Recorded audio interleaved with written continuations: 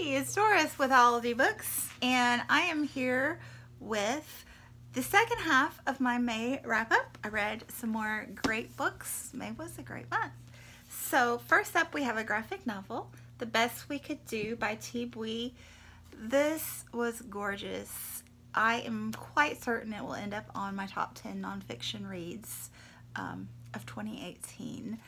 It is a Vietnamese family, and it talks about the Vietnam War and immigrating to the U.S. and a lot about family relations and coming to terms with your childhood and your parents, and it's just beautifully written. It's just really a daughter processing her growing up years in relationship with her parents and becoming a parent herself and coming to terms with all that, and it's just so well done. I highly recommend it. And then I finished A Higher Loyalty by James Comey. Truth, Lies, and Leadership. So this is basically a memoir of James Comey's life. He had a very interesting childhood. It talks about an experience with a serial rapist in his home that scared him as a kid, and goes through his political career early on. He was one of the ones that was instrumental in the Martha Stewart debacle. It talks about his family life. He lost a child. His wife was a, what you call it? Why won't the word come to me? Oh, I hate it when that happens. Peace Corps volunteer, and they ended up fostering kids eventually, and things like that. Just little mentions here and there that really make you connect with him as a person. And then of course it eventually, it's only in the last 100 pages that it gets there, but it talks about him dealing with the Clinton emails, and then Trump getting in office and his relationship with Trump and how that went south. And I thought it was, it's not sensationalist at all, and I thought he just handled it very well. Didn't go into too much detail about things he shouldn't. And the main thing that I'm concerned with is he very much is centered on this premise of truth, lies, and leadership. And it's very interesting how he talks about the different presidents, you know, Bush and Clinton and then Trump that he's worked with, and, you know, Hillary even. But she wasn't a president, but you know what I mean. And those people and how they relate to leadership roles. And as long as Comey is telling the truth about everything himself, this is a solid read. If it comes out that he's not, well, there you go. Then we have some YA fantasy, Children of Blood and Bone by Tomi Adeyemi. This was a fun read for me. I enjoyed the world building tremendously. I like the way she incorporated some African heritage into it. It really is a great read in that sense. Something about her writing is very stilted, so it just has a weird stilted vibe to it all the way through.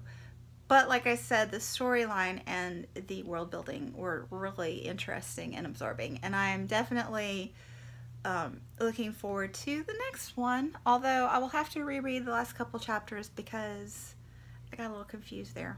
So yeah, anyway, liked that. Loved this one, The Fish Girl by Miranda Rirowe. I don't know why I can't say that name. This is a little novella that was shortlisted for the Stella Prize. I saw it on Leah's channel and decided to pick it up. And it reminds me of Steinbeck novellas in that it's brilliantly constructed with a purpose in mind. So this is basically an allegory for colonialism, and I just keep thinking about what all the different characters symbolize and the things that happened to her, the little girl in the story. And yeah, if you have a chance to get your hands on it, it's only 100 pages maybe, but it's very, very profound, and a lot of thought packed into this little book here. Okay, and then we jumped back to the YA fantasy. I finally have finished the Leigh Bardugo Six of Crows Crooked Kingdom duology. Yay! So, Leigh Bardugo is basically a really skilled writer, very much so. And this duology, I read her original trilogy, which is based in the same world, and I liked that one. I loved these. And these aren't even the type of fantasy that I love. So this one is based, these two are based more in a city, and a lot of the storyline is planning for essentially a heist. And I did think some of the planning stages were a little boring, but like I said, that's not my genre. When I read fantasy fiction, I really want the magic and the natural world kind of thing. But the strength of these, now once the heists start taking place in each book, the pace just escalates and it's very consuming. But the strength of these books is the characters. The 6 core characters that you have through the 2 novels are so relatable. I fell in love with them, all 6 of them. And they're all paired up, which is something that kind of annoys me in YA fiction, but I didn't mind at all in here because she did such a great job with the relationships. These characters are just so great, so great. So the other thing she's great at is backstory. So you just get a lot. Like I said, the planning stage is kind of just a way to string her characters together and provide a foundation for telling the characters' stories. So it's very character driven. But she tells all these backstories about what has happened to the characters individually and why they are the way they are. And they're just great. They're so great. So 2 of the couples, it's not insta-lovey at all because they have this backstory to talk about. And the other couple is just in the early stages, and it's really super cute to watch them, you know, kind of get together. So highly recommend those if you're into that sort of thing. She's a great writer. Really great. Okay, and then I had The Dragon Behind the Glass by Emily Voigt, another fishy book. And this is the nonfiction that I adore. So she centered her story, her research around the arowana, but she pulled in all aspects of it. So you've got the murders and smuggling rings around this fish that, you know, people spend thousands and hundreds of thousands of dollars on. The Chinese, the Asian arowana. You've got the environmental aspects, changing environments. You've got her going, just hopping continents. She's in Asia, and then she ends up in South America, and, you know, exploring the deep jungle. It's just fascinating. Fascinating.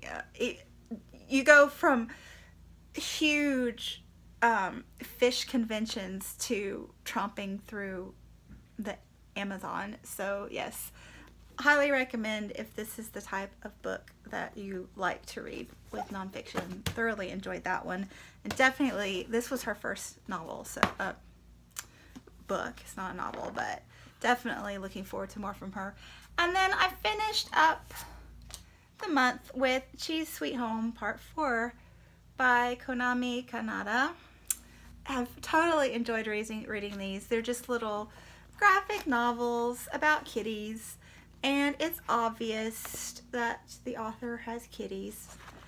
And the most delightful part of these is Chi. Yeah, that's Chi. Chi meeting little friends. In every book she meets a new little friend. So I love it. and the relationship with the family, of course. They're so cute. So yeah, this one ended with the family going to France for a year or two with the father's work, and I'm really hoping that there's a part 5 eventually set in France. So that's what I read in April. I think I said May. Gosh, May just started. So anyway, that was the second half of my April wrap up. Excuse that little glitch there. Thanks for watching, and I will be back soon. Bye.